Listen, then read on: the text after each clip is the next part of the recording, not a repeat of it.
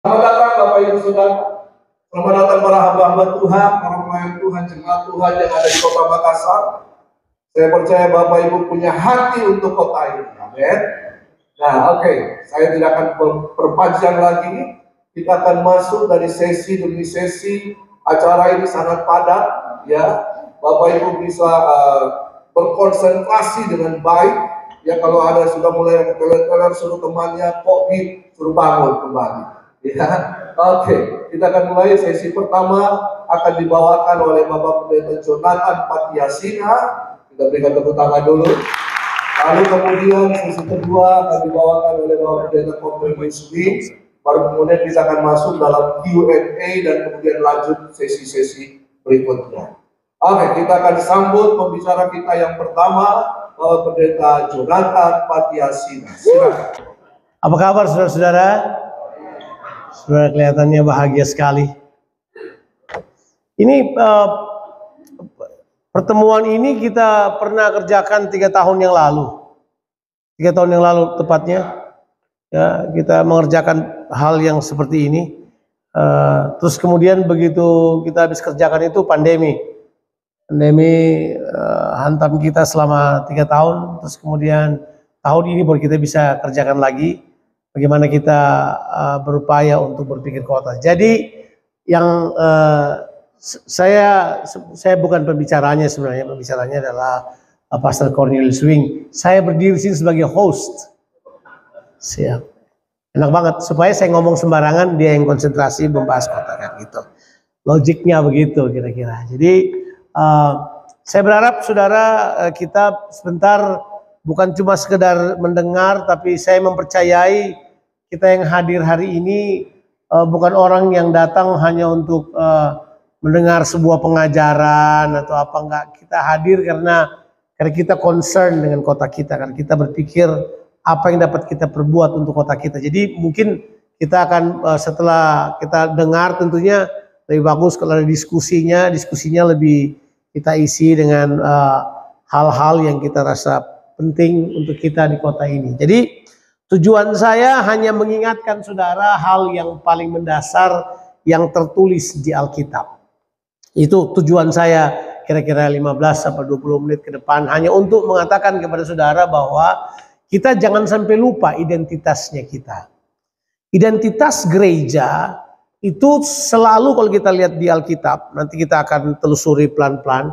Identitas gereja itu selalu punya 3 identitas. Identitas pertama yang sifatnya personal. Kita semua orang percaya adalah gereja. Itu jelas. Semua kita adalah gereja. Pengertian gereja yang kita mengerti di sini adalah pengertian gereja dalam konteks bait Allah. Itu yang pertama. Semua kita adalah bait suci. Kalau saudara baca di 2 Korintus pasalnya yang ke-6, ayatnya yang ke berapa itu? Ayatnya ke yang sudah hafal pasti ayatnya yang ke-14 toh, janganlah kamu merupakan pasangan yang seimbang ya. Nah, ya itu. Tapi harusnya saudara baca ayatnya yang ke-15 dan 16 bahwa kita ini adalah bait Allah. Apakah hubungannya bait Allah dengan berhala? Enggak ada hubungannya. Yang ada hubungannya adalah kita adalah bait Allah, tempat Tuhan berdiam dan Tuhan bekerja. Jadi Tuhan itu bekerja lewat saudara gitu. Tuhan tidak bekerja lewat internet. Enggak. Tuhan tidak bekerja lewat cyber, enggak. Tuhan bekerja lewat saudara. Bagaimanapun kita sebagai manusia ini adalah tetap merupakan metode Allah dalam mengerjakan sesuatu. Kita ini manusia adalah tempat Tuhan bekerja. Jadi sebagai rumah Allah, Tuhan berdiam dan bergerak. Sudah baca di ayatnya ke-16 dari 2 Korintus pasalnya yang ke-6. Itu pemahaman yang pertama dari gereja personal. Tapi yang kedua, gereja kemudian berpindah dari personal menjadi komunal. Ya, tak? Kalau dia adalah komunal, gereja adalah persekutuan orang-orang. Nah ini dia ini. Persekutuan orang-orang di mana Tuhan juga hadir di situ, bekerja di situ, dan lewat komunal juga. Jadi Tuhan bekerja juga lewat komunal. Kalau Tuhan bekerja lewat komunal, ini sifatnya kita sebut sebagai community, komunitas. Makanya kita mengenal gereja dalam bentuk komunal. Komunal ini bisa sangat banyak, nggak terbatas. Jumlahnya juga bervariasi. Ada yang berkata dari 3 sampai mungkin 12, mungkin lebih daripada itu. Tapi kalau memandang isu komunal ini, banyak orang, para penafsir perjanjian baru sekarang menghubungkannya dengan Jewish School, ya, menghubungkannya dengan Jewish School. Jadi Koinonia Institute menyebutkannya bahwa terbatas kepada tergantung rabinya. Kalau rabinya 12 orang, ya komunitasnya 12 orang, kira-kira gitu. Komunalnya tergantung itu. Nah, kita sekarang di zaman modern ini udah lebih membahas komunal sebagai kelompok sel kita. Di gereja-gereja tentu mengaturnya sebagai kolomnya mereka, sektornya mereka. Komunal yang sifatnya daerah tertentu. Tapi kemudian kita harus paham yang ketiga ini yang paling luar biasa. Setelah dia sifatnya komunal, dia tidak boleh berhenti di komunal. Dia harus pergi kepada manifestasi yang ketiga dari gereja, yaitu kota. Nah, jadi dia personal, komunal, tapi yang ketiga dia adalah apa? City. Nah, kita mesti paham bahwa kalau dia personal dan komunal, mungkin di situ orang anggap tidak penting. Saya anggap itu penting sekali, sebab disitulah budaya terjadi terlebih dahulu. Baru kemudian dia termanifestasi di kota. Nah, seringkali kita mau balik, kita mau kota dulu baru ke komunal. Tapi antara personal dan komunal ini, itu bagus banget untuk membangun budayanya. Baru kemudian dia pergi kepada level yang sifatnya kota. Nah, saya mau kita mempelajari ini dengan membaca satu bagian aja. Kalau saudara sudah tahu bahwa gereja itu adalah personal, communal, and city, saudara mesti tahu bahwa setiap kita harusnya termasuk pada ketiga hal ini. Di 3 hal inilah saudara akan menemukan identitas gereja. Bahwa identitas gereja itu harusnya bukan pada denominasi. Identitas gereja harusnya bukan pada denominasi. Tapi identitas gereja ada pada yang 3 hal tadi itu. Personal, communal, dan city di mana mereka berada. Kalau kita keluar dari situ, yang lucunya adalah karena kita punya identitas adalah denominasi, yang lucunya adalah kalau denominasinya berpusat di Toronto misalnya, jadi nanti keputusannya Toronto yang berlaku di Makassar. Atau kalau misalnya pusatnya ada di sebuah tempat, satu kota itu yang putuskan nasib sebuah kota. Padahal enggak begitu. Kota itu diputuskan oleh eklesia. Nah, kita akan membahas sebuah kata yang bernama eklesia. Supaya kemudian sudah sadar jati dirinya kita itu adalah jati diri ganda, saya menyebutnya, atau mungkin bukan cuma jati diri ganda, tapi dia adalah sesuatu yang sifatnya natural, tapi dia juga sifatnya spiritual, dan itu adalah sesuatu yang penting untuk kita ketahui, ya.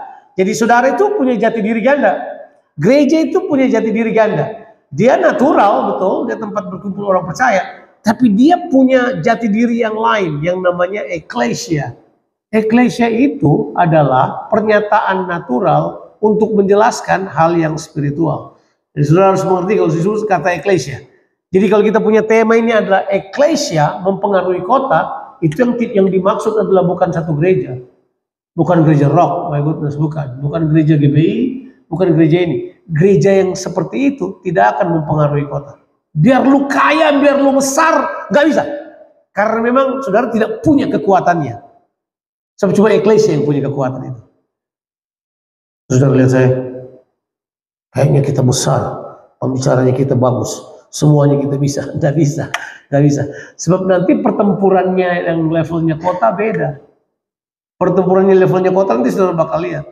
Ya, nanti saudara bakal menerjemahkannya nanti dengan cepat. Coba sekarang mari kita lihat, kita membaca di dalam kitab Efesus, kitab Kisah Para Rasul pasalnya ke-19. Kita mau lihat dulu beberapa hal di situ tentang jati dirinya kita.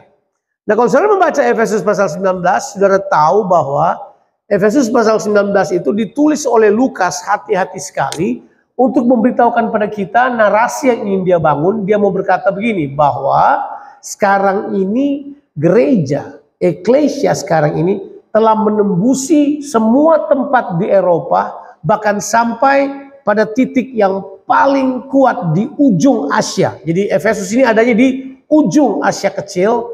Dia disebut sebagai apa? Dia disebut sebagai mahkota, the crown of Asia, Efesus. Di Efesus ini pusat penyembahan Dewi Artemis. Dia pernah memiliki perpustakaan yang paling besar di seluruh dunia, yang masuk pada salah satu dari 10 keajaiban dunia pada waktu itu. Tapi kemudian dibakar oleh orang gila, gitu aja dia terbakar perpustakaannya. Itu sejarahnya seperti itu. Tapi Efesus merupakan sebuah kota pendidikan, sebuah kota filosofis, sebuah kota penyembahan yang terbesar. Oke. Nah, kemudian penulisnya beritahu, sebelum berita ini terjadi, kalau saudara baca di pasal 18, itu ada cerita yang unik. Nah, saya mau saudara perhatikan prinsip ini. Bahwa di kota Efesus itu didatangi oleh 2 hamba Tuhan yang hebat. Yang satu bernama Apolos, yang satu bernama Paulus. Jadi waktu Paulus masuk ke Efesus, Apolos sudah ada di Efesus. Sudah baca di pasal 18, nah itu ditulis cerita tentang hal tersebut. Nah, apa pengajaran, inti pengajarannya daripada Apolos? Apolos mengajar, ini Apolos adalah seorang ahli perjanjian lama. Jadi dia seorang yang terlatih dan terdidik di dalam pengajaran perjanjian lama. Jadi dia mengajar banyak hal, dan kemudian dia mengajar tentang Yesus adalah Kristus. Dia adalah Kristus. Nah, saudara mesti mengerti kata itu. Kalau sudah mulai muncul kata Kristus, itu untuk orang Romawi itu subversif, Pak. Sebab Kristus itu artinya raja. Itu jelas. Jadi begitu jadi mereka ceritakan bahwa Yesus ini Kristus. Untuk orang Yahudi yang ada pada waktu itu sebagai sasaran pelayanan Paulus pada waktu itu, kan Paulus selalu datang ke orang Yahudi dulu, baru kepada orang Yunani. Saudara tentu yang belajar teologi tahu ini dalam pengantar perjanjian baru, sudah tahu bahwa metode Paulus selalu datang ke orang Yahudi dulu, baru dia datang kepada orang yang bukan Yahudi. Nah, waktu 2 hamba Tuhan ini masuk ke situ, jadi sebenarnya Efesus itu atau kota Efesus itu telah dipersiapkan oleh Tuhan. Bilang dulu dipersiapkan oleh Tuhan. Jangan pandang enteng pengajaran. Jangan pandang enteng kuasa Injil yang diajarkan. Jangan pandang enteng. Sebab begitu saudara memberitakan Kristus di dalamnya, mari saya beritahu pada saudara, Alkitab bilang kalau Injil itu adalah kekuatan Allah, itu tuh. Ketika kita boleh membicarakan Injil Kerajaan Allah, ada kekuatan Allah yang memulihkan kota ada di dalamnya. Jadi waktu Paulus dan Apolos mengajar di seluruh tempat itu, sebenarnya orang telah dipersiapkan. Kemudian muncullah narasi pasal 19 ini. Pasal 19 ini menulis Paulus tiba di Efesus. Ini DNA-nya gereja harus kuat di sini. Begitu sampai di situ, Paulus ketemu orang. Ayat 1 sampai ayat yang ke-10. Which is kita akan baca nanti dari ayat 7. Tapi saya jelaskan saya ayat 1 sampai ayat yang ke-6.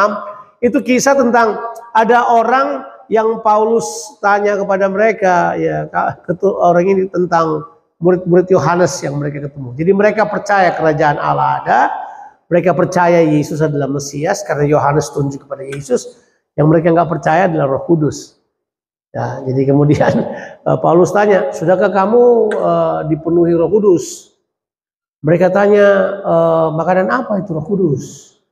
Apakah dia berupa pangsit palu, apakah dia berupa mie goreng itu? Maksud kamu nggak tahu ya? Kemudian Paulus tanya, dengan baptisan apa kamu dibaptis? Mereka berkata, kami dibaptis oleh baptisan Yohanes. Paulus berkata, itu adalah baptisan pertobatan. Kemudian mereka dibaptis kembali. Nah, saudara mesti paham. Oke, saya tidak mau bahas masalah teologi baptisan di sini karena nggak ada urusannya. Yang saya ingin bahas adalah bagaimana mereka di dalam untuk masuk kepada disebut dengan pergerakan kota, itu seharusnya orang mengalami pengalaman dikebumikan dulu pada prinsip-prinsip yang lama mereka. Yang hanya berpikir partisan, hanya berpikir aliran Yohanes, hanya berpikir kepada perjanjian lama, mereka harus selesai. Jadi waktu kemudian Paulus baptis mereka keluar, mereka penuh dengan Roh Kudus. Inilah cikal bakal dari gereja di Efesus. Sudah tahu ya? Berapa orang mereka? Ada 12. Kebetulan gak itu? Saya nggak tahu kebetulan apa tidak. Tapi 12 orang mereka. Dari 12 orang ini di gereja di Efesus ini, kemudian Paulus mulai mengajar mereka. Yang 12 orang ini aja, nggak banyak. Bilang dulu 12 orang. Kalau gereja 12 orang itu nggak ada sinode yang mau terima dulu kayaknya. Mungkin GBI mau kali, saya nggak tahu, tapi ya 12 orang terlalu kecil, ngapain? Tapi Paulus konsentrasi. Berapa lama Paulus konsentrasi sama mereka? 2 tahun. 2 tahun Paulus konsentrasi sama 12 orang ini. Mereka berpindah dari cuman sekedar komunal, mereka berpindah sekarang menjadi apa? Kota. Coba kita baca sekarang. Sekarang kita baca ayat yang ke-7 aja dari 1 Korintus Kitab Kisah Para Rasul 19. Kita baca ayatnya yang ke-6 atau 7 aja, mulai langsung dari situ aja. Saya bacakan kepada saudara. Ya. Saya baca ayat 7 aja. Jadi mereka penuh dengan Roh Kudus. Nah, penuh Roh Kudus itu harus menjadi DNA-nya. DNA apostolic movement itu adalah kepenuhan Roh Kudus. Jadi kalau gereja saudara tidak penuh Roh Kudus, tolong kasih penuh dengan Roh Kudus, gitu aja. Itu nggak ada cara, nggak ada potong kompas. Sebab nanti waktu kita berbicara kepada perkara-perkara yang sifatnya pemerintahan secara eklesia, yang sifatnya spiritual, orang yang tidak penuh dengan Roh Kudus akan menganggap itu sebagai sebuah lelucon itu. Sebab kita akan berbicara tentang kuasa yang bukan datang dari dunia ini. Coba saya baca ayatnya yang ke-6 aja mulai biar sudah punya itu. Dan ketika Paulus menumpahkan tangan ke atas mereka, turunlah Roh Kudus ke atas mereka, dan mulailah mereka berkata-kata dalam bahasa roh dan bernubuat. Jumlah mereka adalah kira-kira berapa? 12 orang. Terus kemudian ini, selama 3 bulan Paulus mengunjungi rumah ibadat di situ dan mengajar dengan berani. Oleh pemberitaannya, ia berusaha meyakinkan mereka tentang apa, saudara? Tentang apa? Kerajaan Allah. Jadi kita mesti fokus bahwa pemberitaan kita harusnya adalah kerajaan Allah, bukan yang lain. Sebab kamu tidak akan membahas eklesia tanpa pemahaman kerajaan Allah. Tidak mungkin. Eklesia itu adalah istilah kerajaan. Jadi kemudian berkata ini tentang kerajaan Allah. Terus kemudian ayatnya yang ke-9. Tetapi ada beberapa orang yang tegar hatinya, mereka tidak mau diyakinkan, malahan mengumpat jalan Tuhan di depan orang banyak.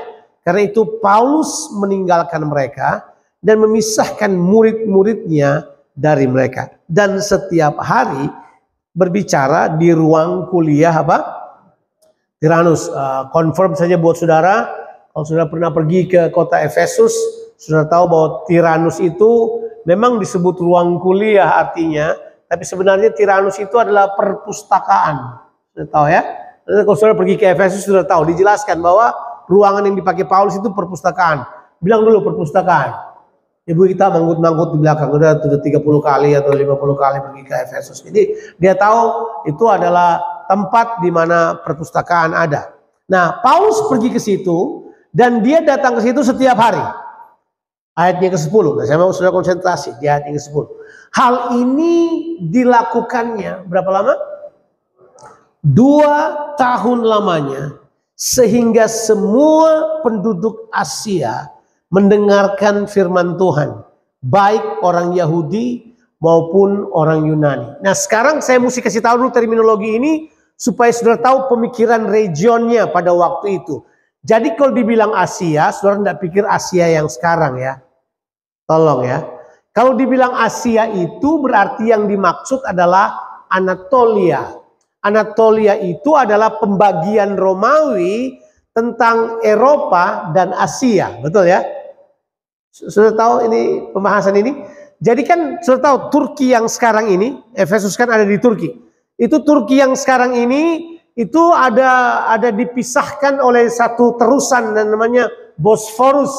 Terusan Bosforus itu memisahkan antara Eropa dan Asia. Jadi kalau dia bilang Asia ini berbicara tentang Turki bagian Asia.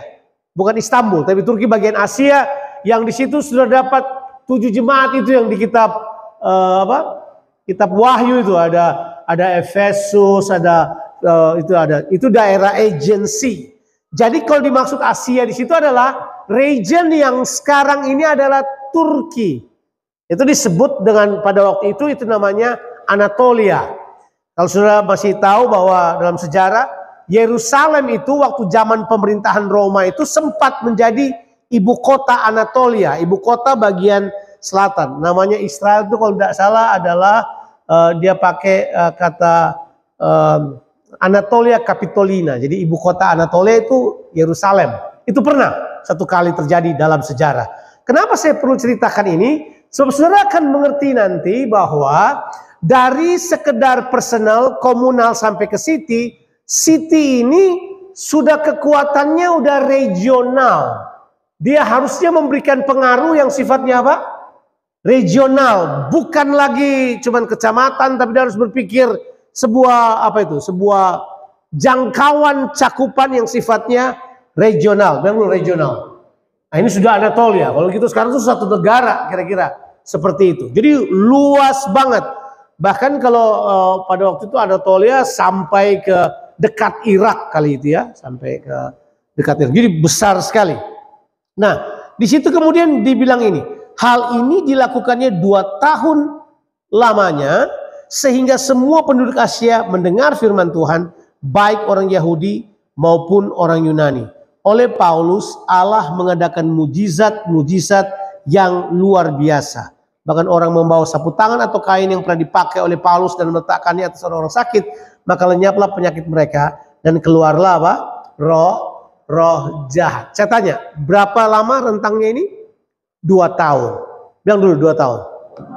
2 tahun satu regional diubahkan itu kan powerful. Itu luar biasa itu. Nah sekarang pertanyaannya, dari apa dia kemudian bisa memberikan pengaruh yang luar biasa kalau kita sebut kota atau regional itu?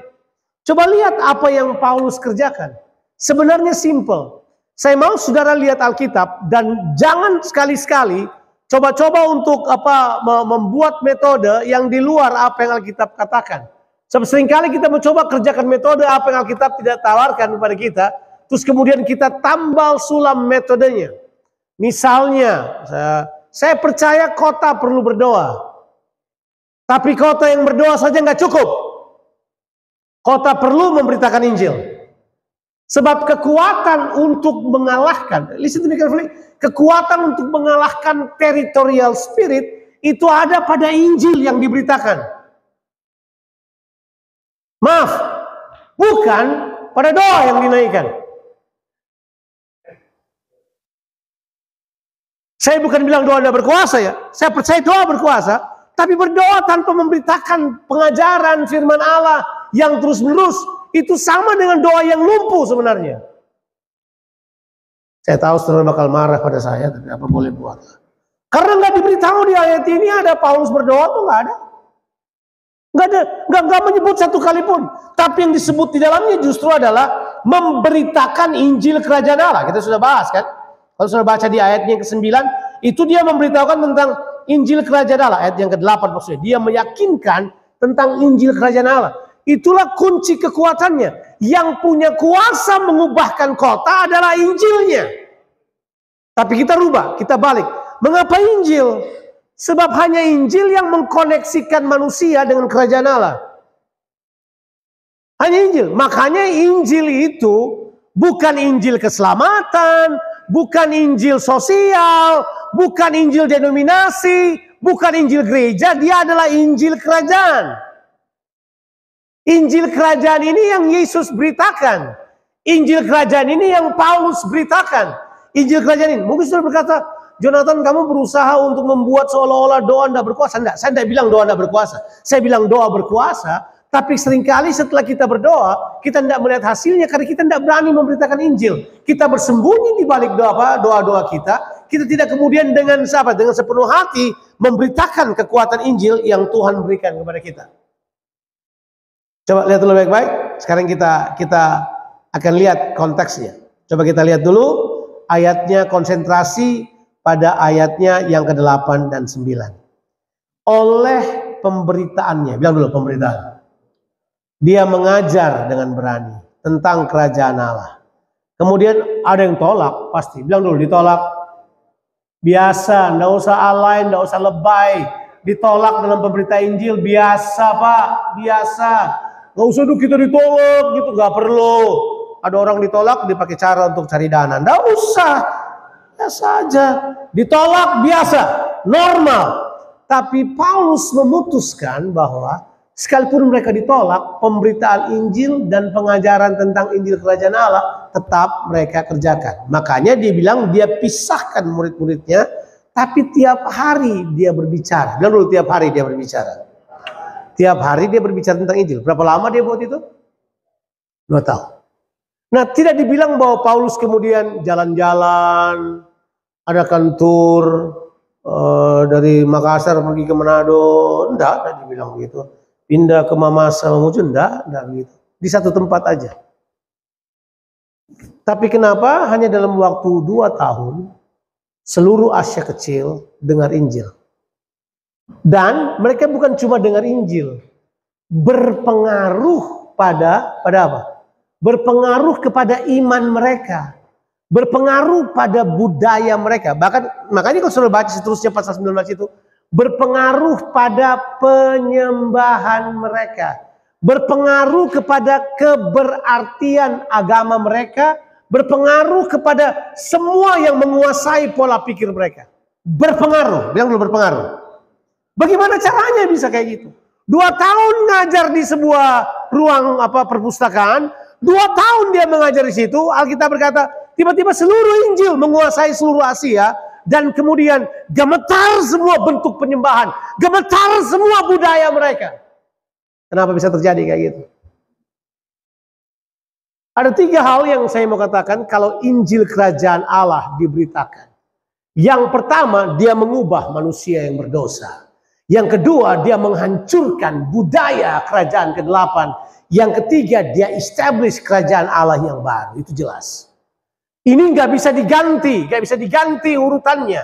Yang pertama adalah dia mengubah manusia yang berdosa menjadi manusia yang kembali pada tujuan-tujuan kerajaan Allah. Kembali kepada tujuan Allah yang utama. Itulah keselamatan. Ingat, keselamatan bukan hasil akhir. Keselamatan adalah langkah awal. Selalu kita mengajarkan, kita harus mengerti bahwa Injil mengajarkan kepada kita, there is beyond salvation. Ada sesuatu yang lebih jauh daripada sekedar diselamatkan. Bahwa kita diselamatkan untuk menjadi serupa dengan Kristus dan memerintah bersama dengan Dia. Itu jelas, message-nya jelas. Jadi ada pribadi yang diubahkan. Setelah pribadi diubahkan, yang kedua adalah budaya mereka berubah. The changing of culture. Kalau gereja telah tenggelam pada budaya dunia, itu berarti Injil tidak berkuasa dalam kehidupan saudara dan berkuasa pada daerah di sekitar saudara ada. Betul ya? Jangan samakan budaya dengan tradisi. Saya tidak akan ambil waktu untuk membahas hal tersebut. Sama-sama memiliki praktek pengulangan, cuman bedanya tujuan dari budaya dan orientasi dari budaya dan tradisi berbeda. Kalau budaya orientasinya pada manusia dan kebiasaan manusia. Kalau tradisi itu biasanya dikonsentrasikan kepada program ataupun kepada ritual-ritual yang sifatnya tempat, shrine, tempat kudus, gereja, gedung gereja, kayak begitu. Itu beda. Kalau budaya enggak. Budaya itu penting. Budaya kerajaan Allah penting. Ada sesuatu yang kita kerjakan berulang-ulang. Tapi kalau tradisi enggak. Tradisi mengikat saudara. Tradisi mematikan. Budaya menghidupkan. Bahkan budaya memiliki kuasa untuk mengubahkan. Ya itu jelas. Dan budaya punya beberapa arti kan. Salah satu arti dari budaya adalah itu. Mengubah orang tanpa disadari. Kalau sudah masuk kepada satu budaya. Sudah berubah tanpa disadari. Nah sekarang. Ketika hal ini terjadi di Efesus selama 2 tahun, Alkitab bilang karena pemberitaannya, Paulus betul-betul menunjukkan kuasa Allah karena pemberitaan Injil. Kita mesti betul itu, kita mesti benarkan itu. Yuk berdoa yuk, tapi yuk beritakan Injil yuk. Berdoa, pemberitaan Injil, berdoa memberitakan Injil. Sebab cara dia memperluas kerajaan Allah, cara dia membuat budayanya lebih diperluas adalah pemberitaan Injil. Itu jelas. Selebihnya kalau saudara baca, misalnya pasal 13. Narasi dari Lukas jelas. Narasi Lukas mau bilang buat kita begini. Bahwa kamu tidak bisa copy kebiasaan tanpa menangkap budayanya, tanpa menangkap spiritnya. Anak-anak Skewa coba ngusir setan. Dan mereka juga pakai nama Yesus katanya. Jadi mereka berkata, kami mengusir engkau di dalam nama Yesus yang diberitakan Paulus. Iblis menjawab, Paulus aku kenal, Yesus aku tahu, kamu siapa? Selebihnya terjadilah peristiwa yang memalukan. Nah, itu Alkitab bilang digagahi, itu kata yang dipakai digagahi. Nah, tahu digagahi artinya? Diperkosa, Pak. Mereka lari dengan telanjang. Kenapa kemudian, kenapa Lukas mesti tulis itu di tengah-tengah sebuah narasi berdirinya gereja Efesus? Coba. Dia mau beritahu buat kita, di sini nggak ada budaya contek, di sini nggak ada budaya tiru, di sini nggak ada budaya lihat kemudian buat datang di seminar, melihat orang bikin apa kemudian gitu, tidak. Di sini nggak ada yang kayak begitu. Di sini kamu harus mengalaminya, menghidupinya, menjadi rema, embody dalam kehidupan saudara, baru saudara dapat mengerjakannya. Sebab akibat dari kuasa pemberitaan Injil Kerajaan Sorga yang Paulus bawa, yang tentunya juga dibawa oleh Apolos, jangan salah, karena Apolos juga ada di Efesus, di kesempatan yang sama. Kalau saudara baca di dalamnya, barulah saudara kemudian temukan pasal 21 dan pasal sampai akhir daripada pasal tersebut. Saya ceritakan kesimpulannya aja. Ayat 21 sampai ayat 36 itu cerita, saya tidak suka ditulis di atasnya, Demetrius membuat huru hara. Nah, itu mungkin berita koran Fajar kali ya, Demetrius membuat huru hara. Tapi cerita sebenarnya nggak begitu. Cerita sebenarnya itu begini, Artemis kehilangan artinya. Itu harusnya merupakan berita di atas. Artemis kehilangan artinya. Artinya begini, Artemis kehilangan kuasanya. Artemis tidak dipercaya oleh orang lagi. Artemis bukan pusat penyembahan orang di Asia lagi. Artemis nggak diperlakukan sebagaimana mestinya lagi. Nah, itu berita harusnya. Tapi ditulis Demetrius membuat huru hara. Enggak, beritanya kalau baca di bawah. Itu mereka beritahu, Pak, karena Paulus punya pemberitaan yang 2 tahun itu, Pak. Artemis nggak disembah lagi, Pak. Nggak laku. Kami biasanya jual patung Artemis, kita kasih harga berapa aja orang beli, Pak. Sekarang kita jual udah banting harga, nggak ada yang beli. Mengganggu perdagangan, mengganggu sistem ekonomi, mengganggu semua hal yang lain. Karena apa yang terjadi? Ada yang tumbang. Yang tumbang adalah penguasa regional yang ada di situ. Yang tumbang adalah kekuasaan dari kota di mana yang ada di situ. Itu kemudian jatuh ke tanah, nggak ada kekuasaannya lagi. Jadi kemudian Injil Kerajaan Allah triumphant di situ. Makanya kalau saudara perhatikan, Efesus, gereja Efesus itu adalah gereja yang paling kuat dalam sejarah perjanjian baru. Gereja yang paling kuat ya, walaupun waktu Paulus tulis surat kepada mereka ada isu lah. Makanya waktu saudara lihat tulisan Yohanes di Wahyu pasalnya yang kedua, kita menemukan hal tersebut. Jadi sebenarnya waktu kita kumpul bersama sebagai gereja sekota, yuk berpikir tentang budaya kerajaan. Yuk berpikir tentang jati diri kita sebagai eklesia. Eklesia itu apa sih sebenarnya? Kita jawabnya gereja. Tapi eklesia itu adalah pelaksana utama dari pemikiran raja. Jadi dalam budaya Yunani kuno, setiap raja punya eklesia. Sebutlah apa itu? Penasehat raja. Sebuah kelompok orang yang memutuskan bersama raja untuk memperluas kerajaannya, untuk menimbulkan kesejahteraan. Jadi eklesia ini adalah penentu budaya. Eklesia ini penentu hukum. Eklesia ini penentu policy. Eklesia ini pelaksana dari kehendak raja. Apa yang di kepalanya raja muncul di eklesia. Apa yang ada di kehendak raja terlaksana di eklesia. Eklesia yang melakukannya. Eklesia yang merupakan penentu keputusan raja di sebuah kota. Itulah eklesia. Kalau saudara berpikir gereja hanyalah berpikir survival untuk melangkah, berputar dan berjalan seperti yang kita pikirkan sekarang, hanya untuk tambah jumlah orang. Saya beritahu pada saudara, berhenti berpikir kayak begitu. Karena bukan itu pemikirannya. Kita dikasih sibuk untuk berpikir jumlah massa seperti memenuhi stadion. Kita lupa tujuan yang utama, mengubah budaya dari sebuah kota. Tapi terserah kan? Selalu gereja diperlakukan seperti pasar. Selalu. Dan pendeta diperlakukan seperti chef atau koki dari sebuah restoran. Kalau kita nggak rubah itu, kita nggak pergi kemana-mana. Sementara iblis rebut semua posisi-posisi yang hebat, tetap mereka menguasai. Kita adalah korban dari keputusan-keputusan mereka. Ya. Tuhan Yesus memberkati saudara.